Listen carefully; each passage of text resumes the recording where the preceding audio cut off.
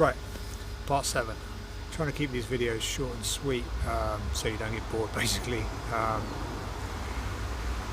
My recovery went from obviously taking those baby steps for the first time to using the wheelchair less and less, being on the crutches, walking with those for quite some time, then obviously dropping the crutches and walking without them. Some days doing a little too much, so if you are going through a recovery at the moment, listen to your body, listen to your physiotherapists, because they do know what they're talking about. And when you have one of those bad days and you do push yourself a little too hard, it can be too much for the body and you end up taking steps backwards. If you've ever been in that situation, you know exactly what I mean. So from the walking with the crutches to without them to actually being able to walk a mile or two was a really big step for me. Made me much happier with where I was and what I was doing. You know, mentally and physically feeling better and being active and getting out of the house, not being stuck in that bed anymore.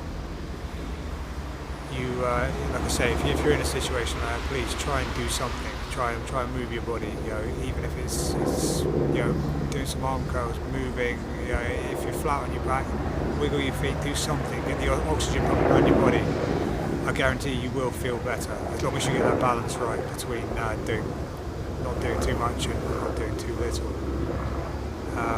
Everything sort of plateaued out then for a while. I got to a stage where I could walk a mile or two, but then the legs would give up, they'd be very tired. And it didn't really get any better for a very long time. I was getting quite frustrated because I'd done a lot more than they said I'd ever be able to do, but I wanted to do more. Never happy with doing a little bit, so I joined a gym. I started lifting some weights with my upper body, got stronger, got bigger, got heavier. Wasn't really able to do any cardio. Most cardio is based around your legs, and they really didn't want to play. So yeah, got pretty strong, got to a point where I could bench press 100 kilos. Yeah, big chest, big arms, everything was big. Legs were still not too pretty, to be honest, but they were never going to be too much. And a boxing fitness class opened up, and I thought, oh, I quite fancy having a go at that. So I went along, I punched the punch bags, I punched the pads. Couldn't really do the circuits, obviously due to the legs, but I really enjoyed hitting something. It's really, it's a really good therapy, to be honest. Then we were expecting our first child, and the gym membership had to go. Money was really tight. I stopped training, started drinking a little bit, sat at home most evenings, eating crisps, drinking beer, and the weight piled on. It piled on really quickly, actually.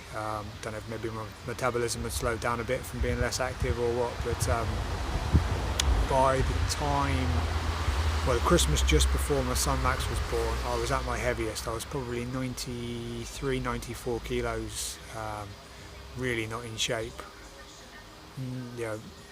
Cardiovascular fitness would have been horrendous if I'd even tried to do something. And the chap that was running the classes before came to my workplace and said a boxing club had opened up in Falmouth, which is the town nearest to us, and that maybe I should go along. So I did, went along, and I'll carry the rest on in the next story.